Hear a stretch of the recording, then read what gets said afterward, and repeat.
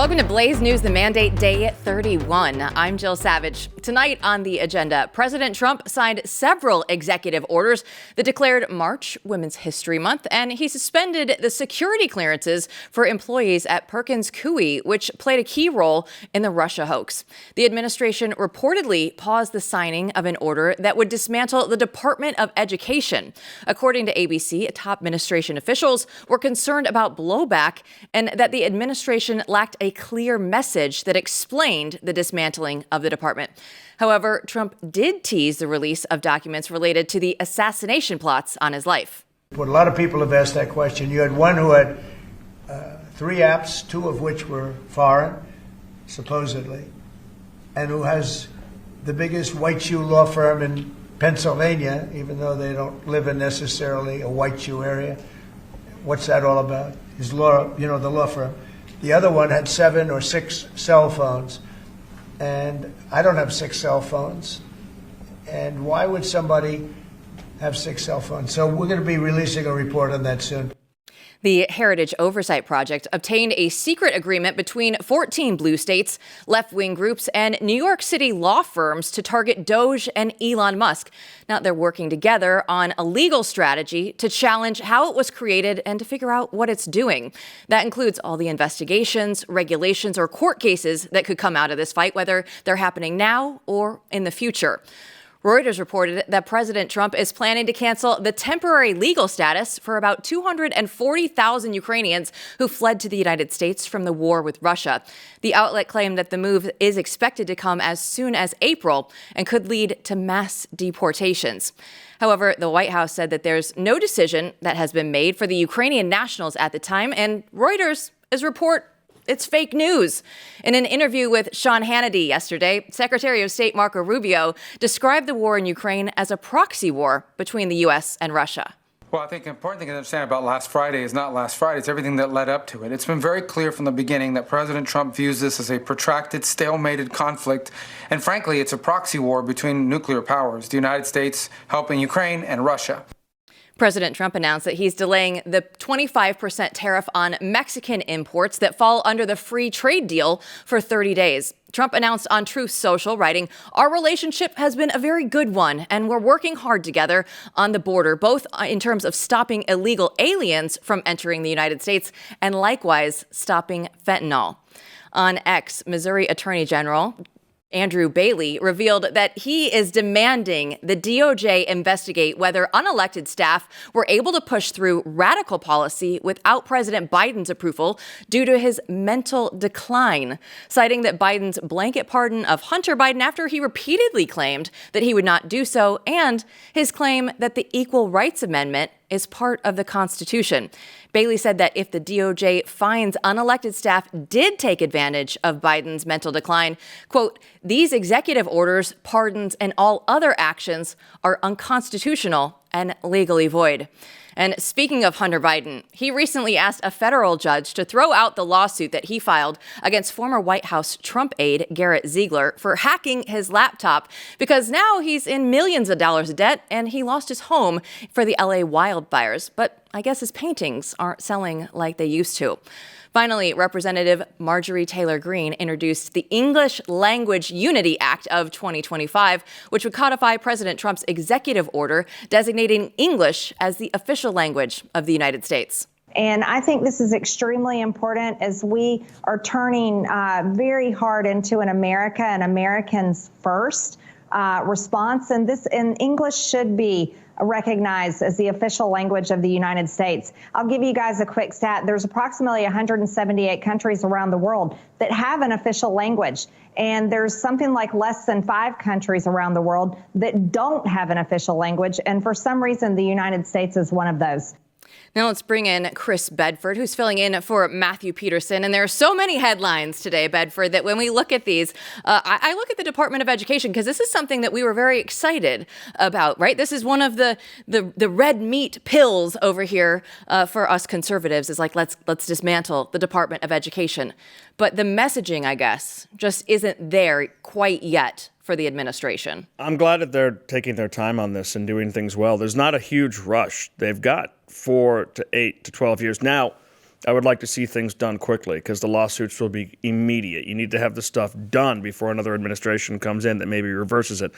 However, this stands in stark contrast to the original OMB memo that went out before OMB had an acting director, before the White House or OMB was staffed up. Those operations, when I was in the White House last week talking to people who are in charge of this, a lot of those offices are not filled yet. A lot of the people are not there. You actually don't have the full staff. And that's because it's not dozens of people. You're not just hiring folks to lifeguard a pool. You're hiring thousands and thousands of people. Everyone leaves. So you want all the right people in there before you make any kind of a serious, drastic move. And one where you want to dot every I and cross every T, because you do not want this to just be knocked down by some judge who says, never mind, and then nothing ever happens. And also, it's true. I think that the messaging of DOGE has been really successful. The American people have taken onto it. But there is a disconnect in this country that we've been pouring more and more and more and more and more money into education and getting worse and worse and worse and worse results, to the point that we talked about earlier this week. There's a lawsuit from a college student whose high school didn't teach her how to read or how to spell. Now, a lot of that's going to be on the student. A lot of that's going to be on the parents. But there's obviously issues with their education. And the Department of Education doesn't educate. It simply gives grants. But if you're not a nerd who reads Ron Paul books, grows up on them like you did, would you know that? No. I think you would assume that they educate. And you would think. You would think that they would do their job, Bedford. Exactly. But so they have to get the messaging right before they do these sorts of actions. Otherwise, it's exactly the kind of thing where suburban women voters say, well, that's too far. Well, there is one truth that is self-evident, that we all know that Joe Biden and his mental decline was on full display for the American people. But how likely do you believe it would be to actually get something through to declare his executive orders, everything that he was doing, null and void, unconstitutional? I don't think you're going to see it. Now, I think this is a great point from the Missouri Attorney General. And it was kind of obvious to all of us, anyone who was watching, that President Biden in his mental state was not actually writing these executive orders. It was just a list of dreams from far left staff, the pardons. He wasn't going through those names. And of course, the president never goes through every name. They have to approve everything, but there's research being done by other people. The question is proving it, and also the dangerous precedent that it would set for a judge deciding from the outside without actually personally investigating someone, actually personally having an appointment with someone, being able to analyze them as a doctor. And even then, it's not trustworthy to decide whether somebody was mentally unfit for that office. It's in the Constitution. They've always talked about it, invoke the whatever amendment it was. I'm sorry, I'm not nerdy enough on that. But I don't see any chance of it succeeding. However, I would like to see the unadulterated tapes of the interviews that were conducted on President Biden over those hours. They were not given to the House Judiciary Committee, despite them asking repeatedly for it. But now there's a new sheriff in town. Maybe we'll see that, and it will be part of the history books. I don't hold out much hope for just going back there and undoing it all. He was able to get that blanket pardon for Hunter Biden going back to 2014. And it's so interesting to me, though, because now it is breaking news to Hunter Biden that his paintings aren't selling for what they once were. Like, you didn't see this coming, Hunter, right? Like, they didn't actually ever care about your paintings, sir. And now he's having to drop lawsuits and whatnot. He's feeling the financial crush right now of not being the president's son any longer. I am under the opinion that basically all modern art is somewhere between a CIA op and a money laundering scheme for the wealthy, where they purchase these things and they trade them back and forth. They're not very good. I mean, there's something beautiful and something innocent about a child's art. You love it. It came from their mind. It came from their heart. But it's a little different when it's an old man doing it, and it turns out that once again, just like everyone suspected, the only reason to buy Hunter Biden's art was to gain influence and access to the president of the United States. And when you don't have that, well, then your art may be less valuable. Glenn Beck's art is significantly better than Hunter Biden's art. And if you're watching this, you're welcome. I do appreciate his art. It's really good. It's all around the building. I want one of his Charles Lindbergh paintings. He actually cool. is very talented. I didn't know that he would actually be as good and proficient as he is, but it's. And there's years of it around the office. You can see the art because he's improved. Yeah, he has. He's like from the back of the Sistine Chapel all the way to the front. Don't go anywhere. Steve Deace will join us to explain why he thinks a national divorce is imminent. Next.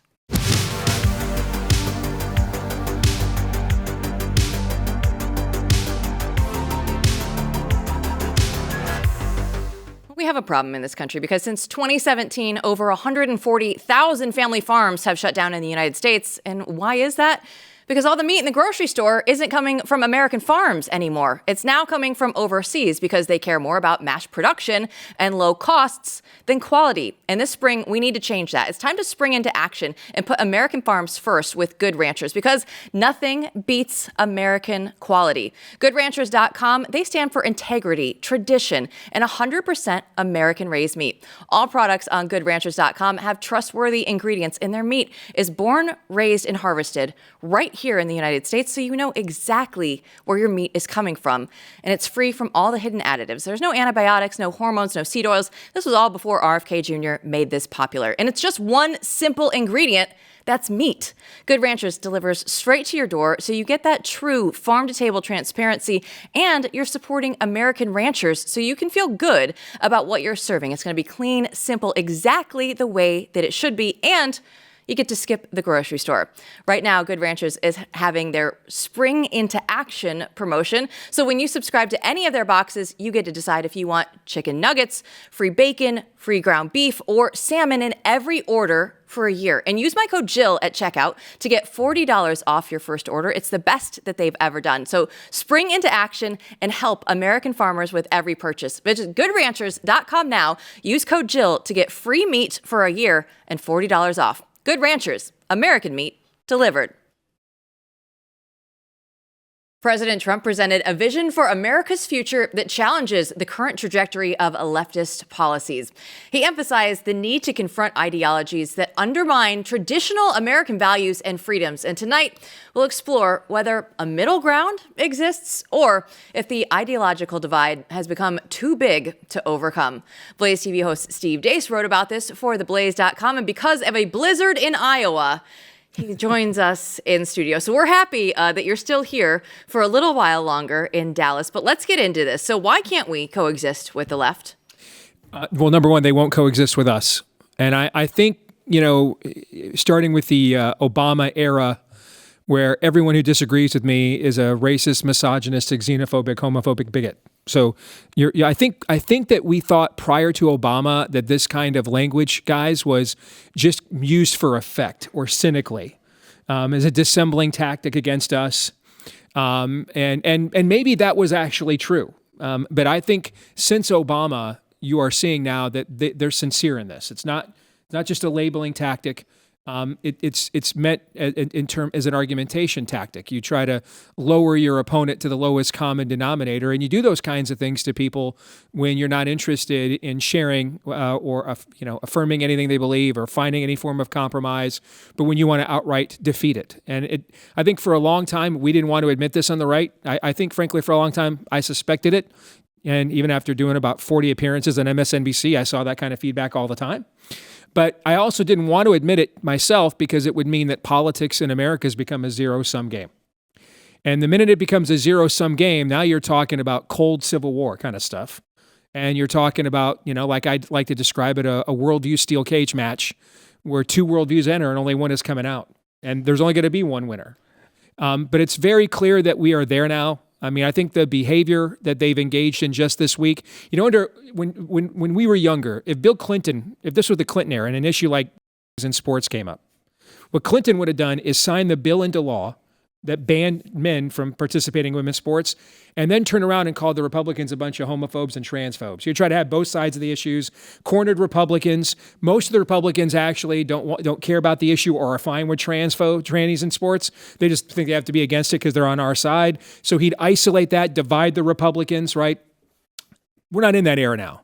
Now we have all members of the Democratic Senate are like, yeah, we're pretty much the people that every church in America warns you about. We're pretty much it. That's us.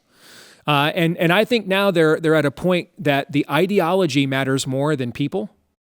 And whenever you get to a point in any human endeavor where the ideology matters more than what's best for human people, you have a cult.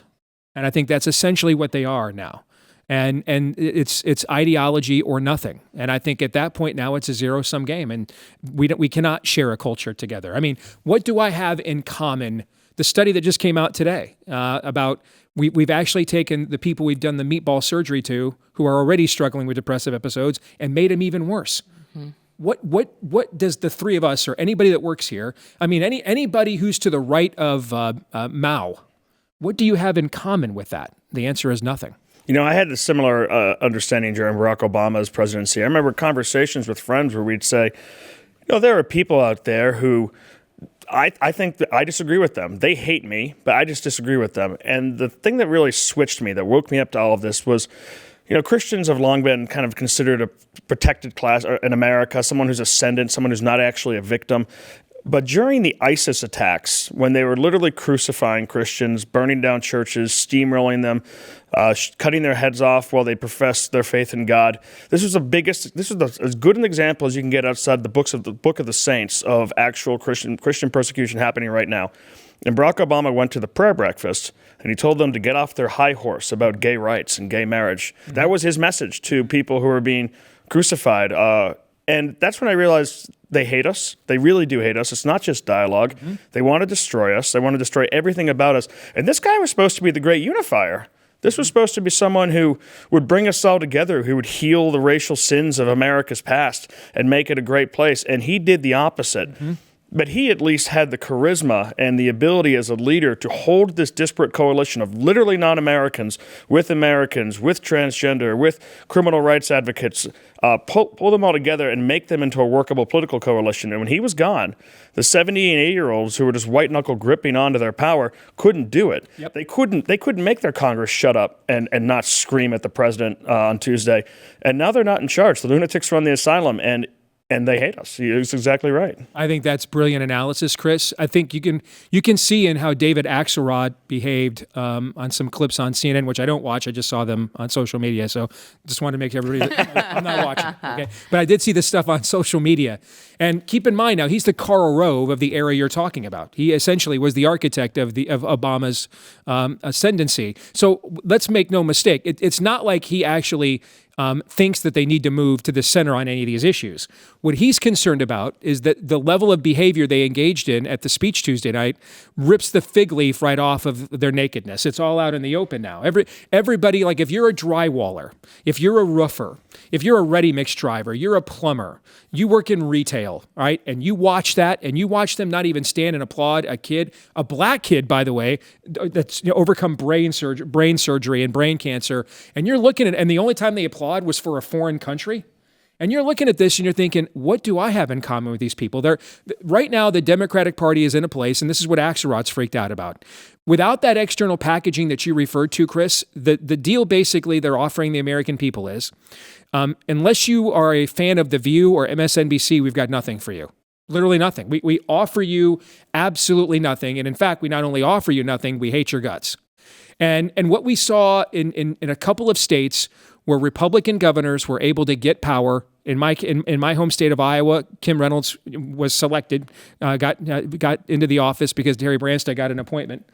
And then you look at how she's expanded her popularity. Ron DeSantis in Florida, without Trump's endorsement, never wins a primary, wins a general by less than 40,000 votes, gets reelected by the largest margin in Florida state history. What did those two governors do? Exactly what Donald Trump did on Tuesday night. They took, when we were growing up, this Overton window here where elections were pretty much decided left of center, right of center for basically 40 or 50 years. And when one side's economic scheme went too far overboard, there would be a correction post-Hoover, correction to the left to FDR, post-Carter, correction to the right to Reagan. But other than that, elections were pretty much decided here. And, Trump is of this era. He grew up in this era. You could take parts of Trump's speech Tuesday night. Bill Clinton could have said that in 1995. All right, Jimmy Carter could have said that in 1977. Gerald Ford could have said that in 1975. Richard Nixon could have said that in 1973. Ronald Reagan could have said that in 1984. It's kind of an amalgamation. It was a greatest hits album of essentially the values of his era. And he said, and Trump said, you know what? I would like to have this entire mainstream. I want it all to myself. Now you would expect the Democrats to fight him for this. Instead, they said, it's yours. We don't want it. And you watch them essentially just abrogate, surrender the entire American mainstream to Donald Trump. And that is what David Axelrod is freaked out about. Because you're supposed to do this when the cameras aren't rolling, behind closed doors, when policy and the sausage is actually being made. Not during the performative aspects of politics that most people are actually paying attention to, because then the jig is up and now all the masks are off. And that's where we are right now. And when that happened in Iowa and that happened in Florida, you saw the Democratic Party just reduced to letterhead. There's really not that many people that are into MSNBC and The View. There's only so many Karens in the suburb that watch that stuff. And when you reduce your coalition to only that, basically the people who think Elizabeth Warren got robbed, when you reduce your coalition to that, you can't win national elections. And that's what Axelrod is freaked out about, and he should be. Well, I want to take this conversation forward because one of the most well-known Democratic governors in the country is Gavin Newsom, and he is moving towards the center. He's out there doing interviews with Charlie Kirk, everybody. He's saying that 200,000 state employees have to go back to work. And now let's go ahead and watch this, because I know that now all of a sudden he believes that men in women's sports isn't fair. It's like you right now should come out and be like, you know what? The young man who's about to win the state championship in the long jump in female sports, right. that shouldn't happen. You as the governor should step out and say no. No, and I appreciate. But like, would you do something like that? Would you say no men in female sports? Well, I think it's an issue of fairness. I completely agree with you on that. So that's easy to call out, the unfairness of that. It's easy to call out, Steve. I don't know. Are we getting ready for a big presidential run? Because the Gavin Newsom that I know, not in love, but definitely not love, but the Gavin Newsom I know would never say that. No. And he's clearly attempting to retcon and rebrand himself. What's the timing of this is fascinating. So yesterday I went over and met with my movie producer crew about the Nefarious sequel, because they're located here in Dallas now. And they moved here to get the hell out of California and LA. So they're still getting their old business email or mail from Burbank and Hollywood sent to them, forwarded to them here. Yesterday, what arrived in the mail, and one of my movie producers or directors came and showed it to me. Yesterday, what got forwarded to them from LA was the California Department of Labor, and it's a current insert on trannies in the workplace and how they are to be treated, how we're to avoid transphobia in the workplace. It's some of the most ridiculous propaganda you could possibly imagine, and they're still disseminating this as we speak while he's out there trying to play this act. So first of all, good on Charlie for putting it on him, all right, and putting him on the spot. But the problem that Gavin Newsom has, I mean, what he's trying is the right approach for them, but you can't get nominated the leader of their party by doing it. The other problem for him trying to be the vehicle is we have on tape him just getting absolutely decimated by Ron DeSantis in that debate. And if I'm running against him, if I'm JD Vance running against him in 2028, I mean, I would just look at Gavin Newsom and I would say, listen, man, we sent Donald Trump's JV team after you in the last primary, and the guy that Trump beat by 20, and you got your rear end handed to you. You're a joke, and he is a joke. I mean, he's a white straight male. And so right away he has no chance to be their nominee. But you do see this shift in the Democratic Party that's happening only really in the state level. You're definitely not seeing it in Washington, D.C. And the governors, Shapiro in Pennsylvania, are trying to act and talk more moderately. People like actually Fetterman at the national level is talking more moderately, although his votes always go with the Democrats when things are actually on the table and it's not just a tweet out there. You have Pritzker going out there, and it seems like these are fig leaves. Like Gavin Newsom says, hey, I accidentally burned down my largest city, so I'm going to say it's unfair for men to compete in women's sports. Pritzker's going to continue with the crime and the taxes and the going bankrupt, but he's going to say, you know what, we're not going to give $2 million or whatever it was to illegal immigrant housing anymore, or medical assistance anymore. They're just cutting around the edges to try and make it more palatable, but I've not seen any indication that their actual ideas and their hatred of America and everything it's ever been has changed at all. I agree. And I think, I know our colleague Jason Whitlock's been talking a lot about Stephen A. Smith, the noted sportscaster, as a potential Democrat nominee. And he's now polling some places in the mid to high single digits, which is pretty good for this early in the process. But the problem with him trying to win the nomination, and I can see the same game that Smith is playing, he's trying to essentially be a Trumpian figure, come from the outside, redefine things. But the problem is he's trying to do the inverse of what Trump did.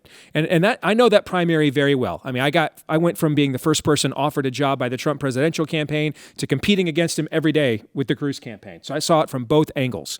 And what Trump basically said to the GOP base is, I am the guy that will fulfill the things you've long wanted Republicans to do. All right? What the base of people that would appeal, that Stephen A. Smith would actually appeal to, are now becoming Republicans. It's too late. You see what I'm saying? He's a cycle or two too late now. The last helicopters left Saigon. Exactly. Like I just said, on Tuesday night, Trump said, I'm going to go ahead and claim the entire mainstream for the Republican Party. And the Democratic Party on a national stage said, you may have it. At that point, it is too late for someone like a Stephen A. Smith to say to the Democrat base, hey, I know you think these people in Washington have gone nuts. All right, rally around me. We'll take this thing back to where it was in the 90s when we were winning and we loved America and we had a diverse coalition of people who were patriotic and loved the country. Those people are all gone. They're all leaving. They're all leaving in droves. I got picked up in my Uber here in Dallas 2 days ago. Young 25, 26-year-old black man, all right, with a MAGA hat. Would have never seen that 3 or 4 years ago here in Dallas. Even in Texas would not have seen that. So Stephen A. Smith is too late. The Democrat Party he's trying to say, I'm going to deliver for, they're now all becoming Republicans, which will lead to different kind of fights like what you see, Chris, when they actually get together in Washington. And now you got this wide coalition. How do they govern, right, when they have a lot of different issue priorities? But from a political standpoint, it's too late for someone like Stephen A. Smith to mainstream the Democratic Party. The Harpies on The View that he went and spoke to the other day, they are the Democratic Party base now. It's not Stephen A. Smith. Before we let you go, Representative Jasmine Crockett, she's here in Dallas. We're less than thrilled that she's representing us here in Texas. But let's go ahead and listen to the wild claim that she made about Donald Trump. And as they have decided to go after immigrants and and things like that, and they've said, oh, they taking your black jobs. They taking your black jobs. Not really. They are obviously jobs that they want us to go back to, such as work in the fields, all right? Those immigrants that come into our country, they work the fields, something that we ain't done in a long time. And clearly, he is trying to make us go back to the fields. All right, we have about 90 seconds, but I need your breakdown of basically illegals are the new field workers here, slavery. To quote the great prophet Steve Martin in The Jerk, I was born a poor black child. Okay, I mean, my understanding is she was born into some privilege, went to a very exclusive school. Now, I was born to a 15-year-old mom. I did food stamps, ADC, government cheese, which actually isn't that bad if you've ever tried it. All right, so I think we're so beyond this shtick. The fear of standing up to this and pushing back on it is all but gone at this point. I think this stuff just gets laughed off the stage. It's talking to a particular niche audience. She's basically talking to people that aren't good enough to get on MSNBC. I just think it's self-parody at this point. You were just going to break it down. You're just going to tell the truth as it is, very effectively. Steve Deace, thanks so much for joining us. Good to see you guys. Chris, you do great work, by the way. Thanks very much. You too, Jill, but I've told you that before. Yeah, it's fine. It's fine. Chris does very good work, and we have to, while he's here in Dallas, too, give him all the love. Don't go anywhere. National correspondent Julio Rosas will tell us about his visit to the border with JD Vance coming up.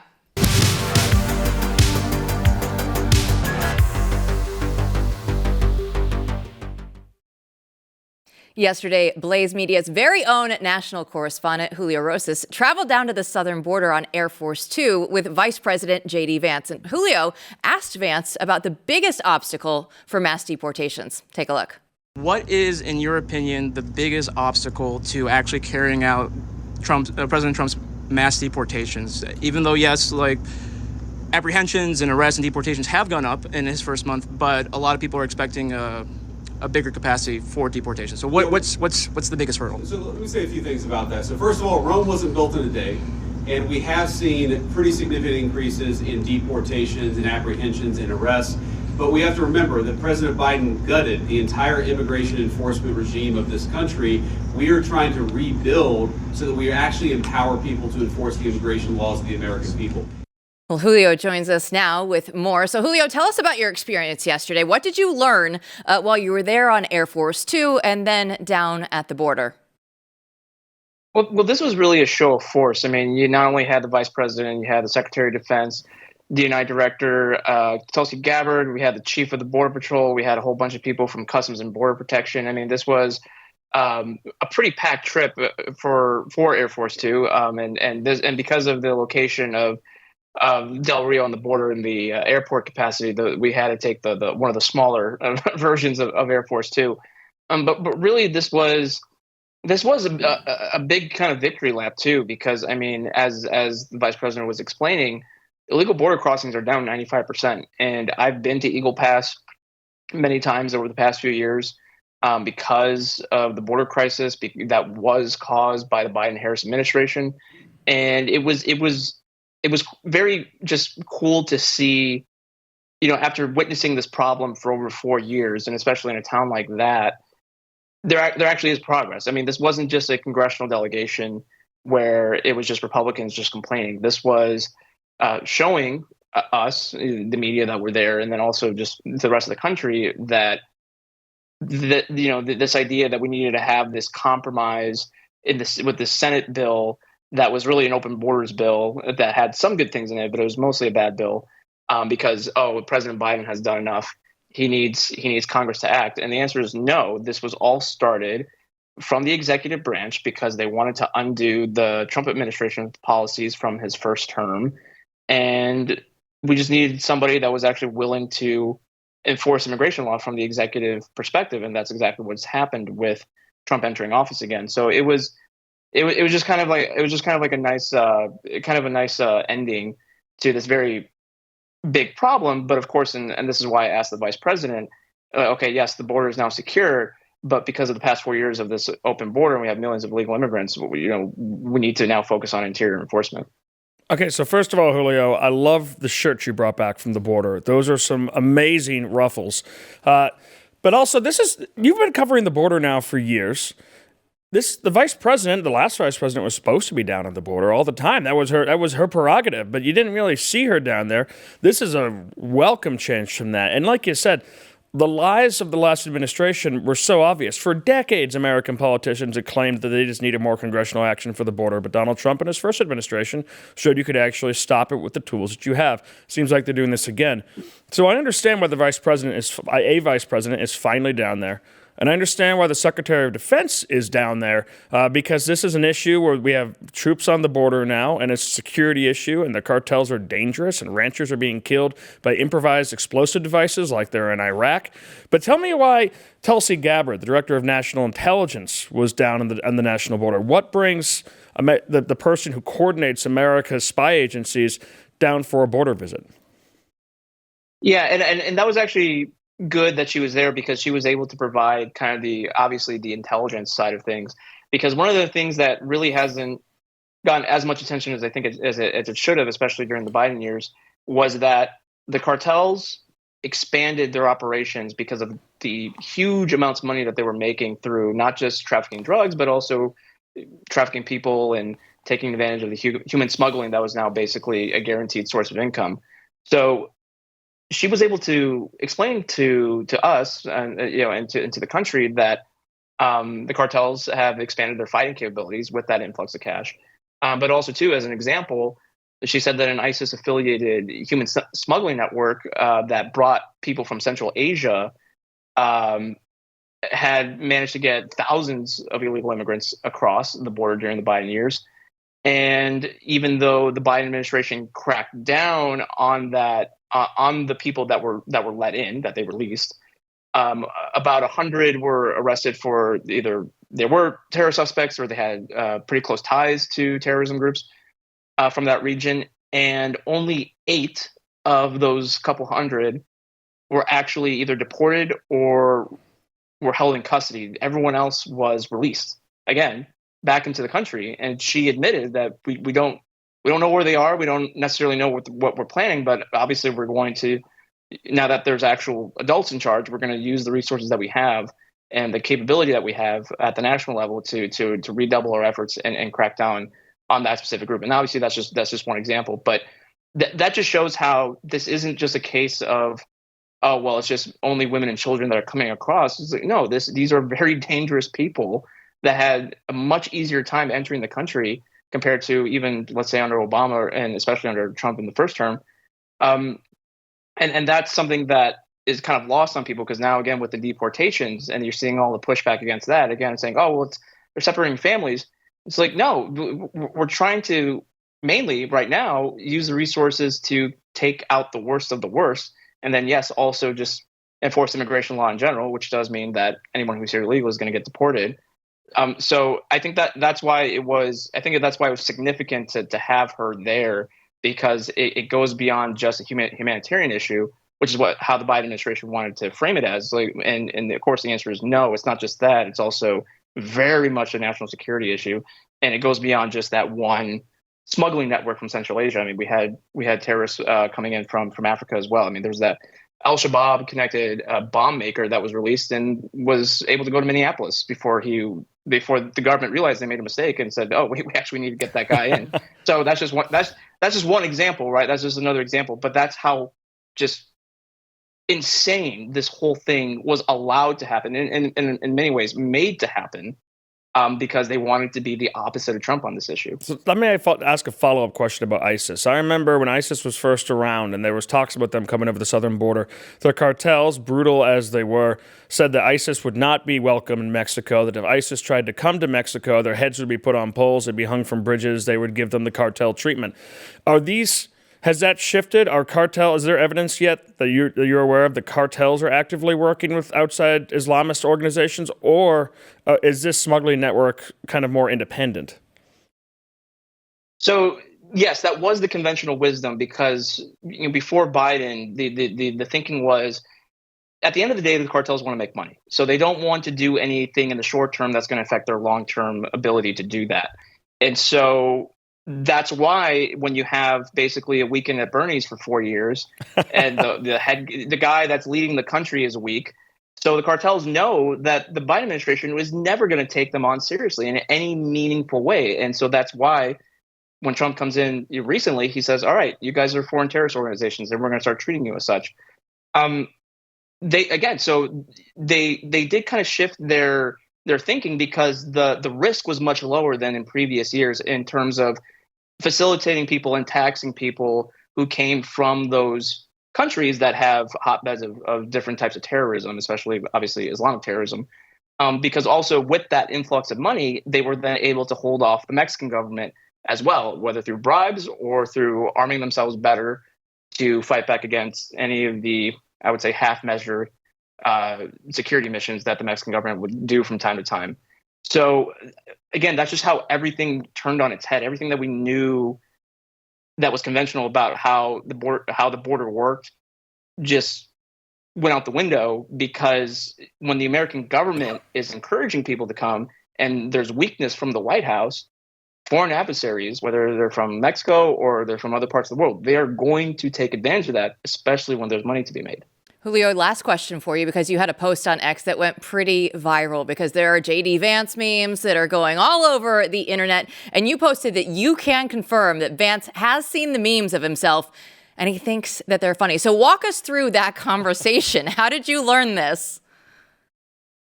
So I was able to talk to him briefly about this, because I mean, obviously I obviously wanted to get the important stuff out of the way, but on the way back, I was able to talk to him about this. And yeah, I mean, look, this guy's a Marine. He's a politician that has spent a lot of his life on the internet compared to some of the older folks in politics. So he understands that, and he even told me that he's like, look, as long as people are having fun, as long as it's organic and not forced, that's what makes memes fun, right? And so and of course, as soon as I posted that, there are some people saying, "Oh, he's just saying that. He's actually really mad." And it just shows that, one, they don't understand Marines, but also two, they don't understand him as a person. And I can tell you, as someone who saw his reaction after I asked the question, I mean, it was a genuine laughter. It was genuine, just kind of like, it's just a funny thing, right? So I'm glad I was able to do that, because I know that this meme wave is really peaked within the past couple of days, and that just shows just how normal he is, compared to most politicians. I love that about him. I mean, that's one of the things I caught. Could have not answered it, right? I realized that for the first time in my life, because he's my same age, that we have a vice president who also grew up on GoldenEye and Halo and probably drinking Surge. Well, it's just like me. JD Vance, he's one of us. Julio, thanks so much for joining us. Yeah. Thank you. We'll talk to you later. Don't go anywhere. We'll have your reactions to all of the Democrat cringe that has been going around the internet after this.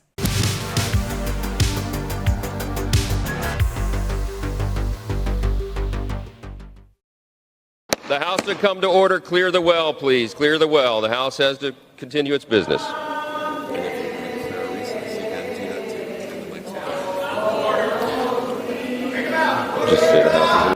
Well, that was the Democrats attempting to sing "We Shall Overcome." They were censuring Representative Al Green and Bedford. When you look at it, they were struggling a little. It doesn't seem like they knew the words.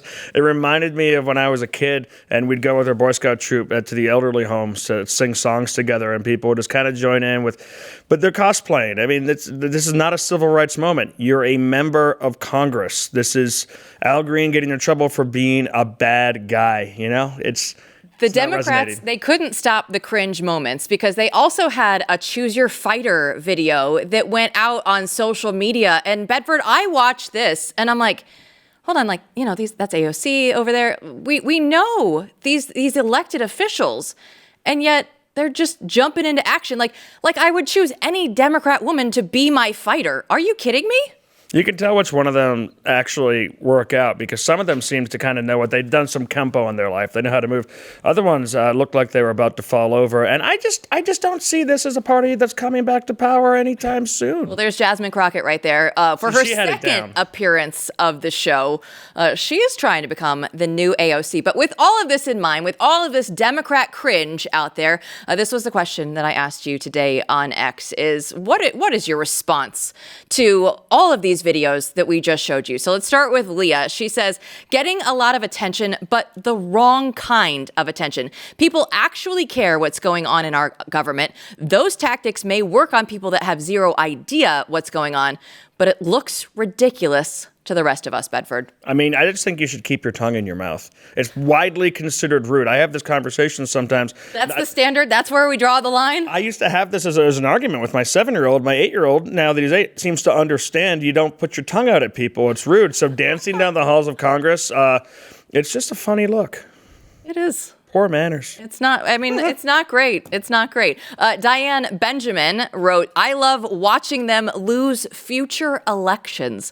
Not great if people do have long memories, if they are paying attention.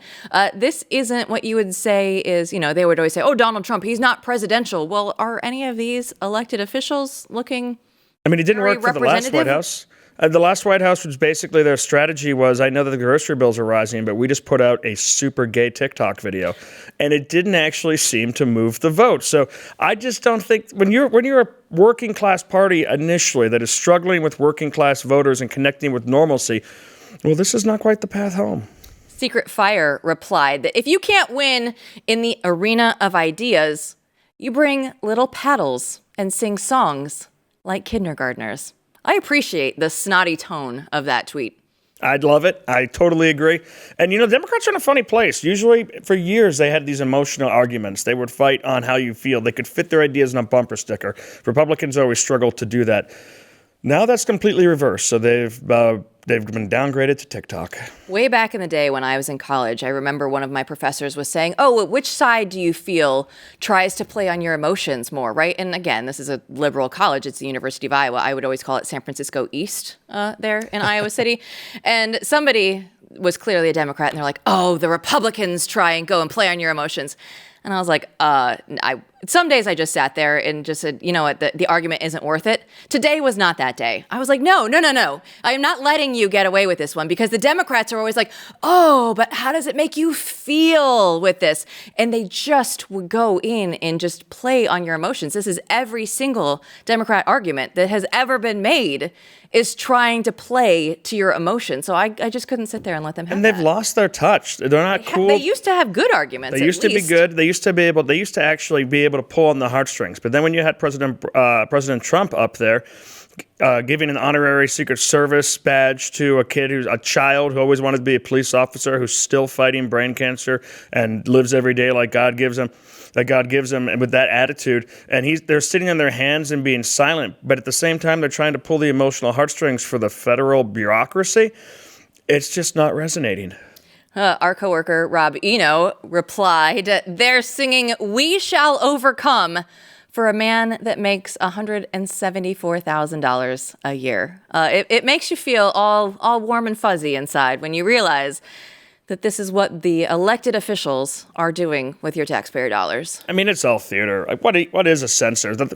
A congressional censure means that you've been shamed. But if you can't be shamed, then what's it mean at all? You might as well start singing theater songs. When you look at the Democrats right now, usually it's the Republicans that have been just terrible historically on messaging. Back to our earlier point. The Democrats are in a no man's land right now, though. They don't have that clear leadership, right? We get Jasmine Crockett videos instead of, like, AOC isn't even, like, throwing out a ton of videos. We haven't seen AOC's face in quite some time, like, that she's actually, like, making big headlines because of all the crazy things that she's saying. I kind of miss that right now. And it's to the point that there's a lot of conspiracy theories around Washington, D.C. about whether or not maybe she's expecting. Who knows? They don't know. You don't see her body anymore on any of her tapes, and she's become a lot more quieter. The Republicans have been handed it easy because they're still really, a lot of them are pretty bad at messaging.